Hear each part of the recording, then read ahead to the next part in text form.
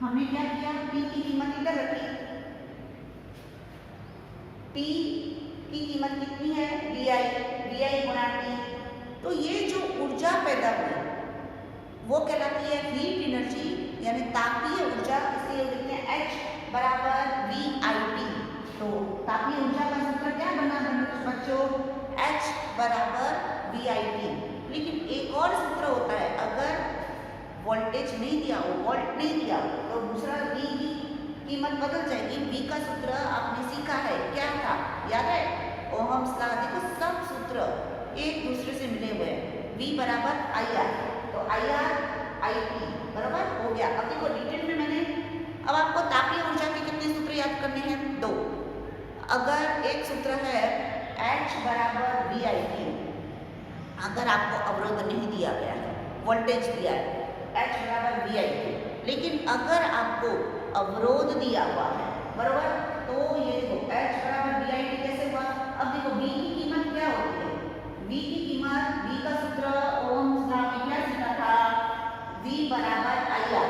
क्या सीखा, V बराबर IR बराबर। V की जगह मैंने क्या लिखा, IR, और IT जैसे लिखा है मेरे को वैसे ही लिख दिया मैंने। तो R और I कितने हो गए, 1 की 2 हो गए, तो I² RT। तो अगर आपको सवाल में, अगर आपको सवाल पूछा जाता है कि इस बल्ब की तापीय ऊर्जा निकालो, लेकिन आपको अवरोध दिया हो, अगर अवरोध दिया हो तो ये सूत्र करो, और अगर आपको वोल्ट दिया है तो H बराबर VIT बराबर। तो ये सूत्र या ये सूत्र बात एक है, परंतु किस सूत्र का कब उपयोग करना है। अगर अवरोध दिया है तो H = I² RT, और अगर वोल्ट दिया है तो ये वाला। तो बच्चों हम फिर से थोड़ी देर के बाद मिलेंगे इसके गणनात्मक सवाल के लिए, ठीक है। इसके गणनात्मक सवाल में बहुत मजा आएगा। आपको पूछा जाएगा तापीय ऊर्जा के, ऐसा लिखा नहीं होगा, आपको लिखा होगा कि आप बताओ कि इस बल्ब की तापीय ऊर्जा कितनी होगी। तो अभी आप बच्चों समझ गए, ये वाला प्रश्न एग्जाम में पूछा ही जाता है, तापीय ऊर्जा यानी क्या और उसका दैनिक जीवन में क्या उपयोग है, वो मैंने अभी आपको बताया। बच्चों अपना ध्यान रखना, bye bye, take care. Good morning बच्चों। अभी मैंने आपको विद्युत धारा का तापीय प्रभाव का सूत्र बताया, बरोबर बताया कि नहीं बताया, क्या बताया, H बराबर VIT। और जो देखो हर एक चीज़ आपके किताब में लिखी हुई है, H बराबर VIT करो या H बराबर I² RT। अब देखो इसका उपयोग क्या होता है, हमें कैसे पता चलेगा। देखो हमारे पास एक प्रेस है, तो प्रेस में से कौन सी ऊर्जा मुक्त होती है, तापीय ऊर्जा, बराबर। अब तापीय ऊर्जा मुक्त होती है तो आपने कभी कभी देखा है कि प्रेस कभी ज़्यादा गर्म हो जाती है तो अपन उसको फिर से स्लो कर देते हैं, तो कम ऊर्जा देने लगती है। क्योंकि जो पतले कपड़े होते हैं तो उनको हमको हल्का प्रेस करना पड़ता है, और जो जैसे कॉटन वाले होते हैं, जीन्स होती है, तो उसको ज़्यादा ताप देना पड़ता है। उसी से संबंधित ये गणनात्मक सवाल है जो आपका किताब का 12.10 उदाहरण है। किसके ऊपर आधारित है, विद्युत धारा के तापीय प्रभाव पर आधारित है, और इसका सूत्र है, बराबर क्या सूत्र बताया था, H बराबर VIT।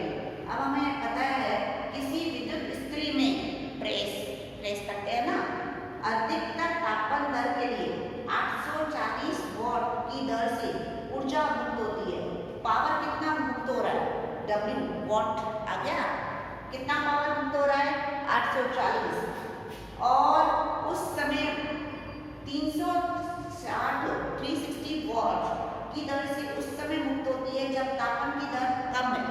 तो एक बार ताप ज़्यादा है तब कितना पावर जा रहा है, वो जा रहा है 840 का, और जब ताप कम है तो उसका पावर कितना है, उसका पावर है 360।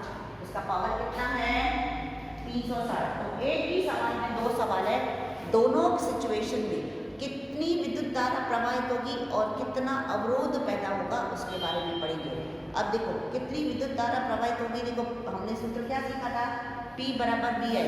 आप कहोगे H बराबर VIT का क्यों नहीं उपयोग करो, क्योंकि तापीय ऊर्जा दी हुई है हमको पहले से, हमको पावर दिया हुआ है, देखो क्या क्या दिया हुआ है, P की वैल्यू दी गई है। P की वैल्यू कितनी दी गई है? 840 वॉट। वोल्ट कितना दिया हुआ है? 220। तो मुझे क्या निकालना है? मुझे निकालना है विद्युत धारा। तो I बराबर, I को अकेला करो, कहाँ लेके जाओगे? V को नीचे। I बराबर P बटे क्या हो जाएगा? V। P की कीमत कितनी है? 840 और V की कीमत कितनी है? 220। कट करो, 2 का पाड़ा करो, 2 एकम 2, 2 एकम 2, 2 चौका, फिर 2 दूनी 4। ठीक है, अब मैं पॉइंट में सीधा देख के बता रही हूँ क्योंकि बहुत समय जा रहा है। तो हमारे पास इसका उत्तर आएगा 3.82।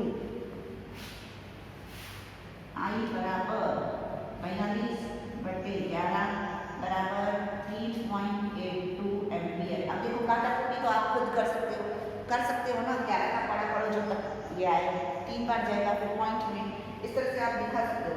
तो इस सवाल का निर्णय क्या निकला कि जब तापन की दर कितनी थी? अधिक थी, यानी प्रेस बहुत गर्म थी, बहुत सूती कपड़े कर रहे थे, तब पावर कितना जा रहा था? 840 का। 800 को प्रेस करते समय पावर बच्चों बहुत जाता है। 840, उसकी वजह से लाइट बिल ज़्यादा आता है। 840 वॉट का था और कितना वोल्टेज था? 220 का वोल्टेज था। ठीक है, तो हमारा सूत्र P बराबर VI। हमें क्या निकालनी है? विद्युत धारा। I को अकेला करो, P बटे V हो जाएगा। P की कीमत 840 बटे 220। हमने काटाकुटी की, निकला 42 बटे 11। अब 42 बटे 11 को और किया तो 3.82। अब कह रहा है मैंने ताप कम कर दिया, बराबर। कितना ताप कम कर दिया? पावर कम कर दिया, यानी तापन कम कर दिया। का मतलब हमने क्या कर दिया? स्लो पे रख दिया। प्रेस को माने के होते हैं कि नहीं होते हैं, तो स्लो कर दिया। कितना का हुआ? 360। और वोल्टेज पहले से ही देखो बच्चों, वोल्टेज एक ही है, वोल्टेज वही है 220।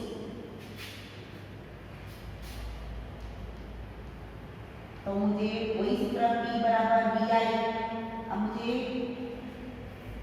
P बराबर VI बराबर ये सूत्र। अब मुझे क्या निकालने का है? किसकी कीमत निकालनी है? I की। मैं क्या करूँगी? I बराबर P बटे V। P की कीमत कितनी है? 360 बटे 220। कट किया तो इसका आएगा 2 एकम 2, 2 एकम 2, फिर 2 एकम 2, इधर गया 1, 8 दूनी 16। कितना आया? I बराबर 18 बटे 11 बराबर 1.64 एम्पियर। बराबर, आप काटाकुटी कर सकते हो खुद ही। अभी कल भी मैंने आपको सिखाया था, तो इसका आंसर आएगा 1.64। इस तरह से हमें ये सब चीज़ें मिल गई, लेकिन हमने क्या सीखा? एक चीज़ तो सीखी ही नहीं। मुझे क्या निकालना है? अवरोध। देखो इधर लिखा है, क्या निकालना है इधर? अवरोध। अवरोध का सूत्र क्या है? देखो इधर R बराबर V बटे I। तो V की कीमत कितनी है? 220। I की कीमत कितनी है? 3.82 बराबर 220, तो आएगा 57.60। और ये ओहम की निशानी देखो इधर। आपको कहते हैं अवरोध निकालो, तो अवरोध का सूत्र आप एक ही सूत्र, ओम का सूत्र देखो बार बार घूम रहा है। V बराबर IR। R बराबर, देखो मैंने बताया था ना, एक ही सूत्र से 3 सूत्र बन जाते हैं, बताया था कि नहीं? I बराबर V बटे R या R बराबर V बटे I। तो हमारा आया 50। तो हमने V की कीमत कितनी रखी? 220 और करंट की कितनी मिली? 3.82। ठीक, इधर भी हमारे को R बराबर V बटे I। V की कीमत कितनी है? 220। I की कीमत 1.64। तो आपका डायरेक्टली आंसर आएगा R बराबर 134.15 ओहम। अगर देखो बच्चों आपको काटाकुटी नहीं आती है, जितना आता है उतना भी लिख के आओ तो भी चलेगा। तो देखो सूत्र, ये लेसन ही ऐसा है, सूत्र सीखो उसका उपयोग करो, सूत्र सीखो उपयोग करो, पर आपको ध्यान देना है किस जगह कौन सा सूत्र का इस्तेमाल करना है। ओहम लॉ मेन बेस है। V is equal to IR, I is equal to V बटे R, या R is equal to V बटे आर इक्वल टू वी बटे आई। इस तरह से मैंने आपको सब चीज़ें अभी अच्छी तरह से बताई, ठीक है। अपना ध्यान रखना। अभी फिर से एक और गणनात्मक सवाल की ओर मैं आपको बता रही हूँ। तब तक के लिए बाय बाय।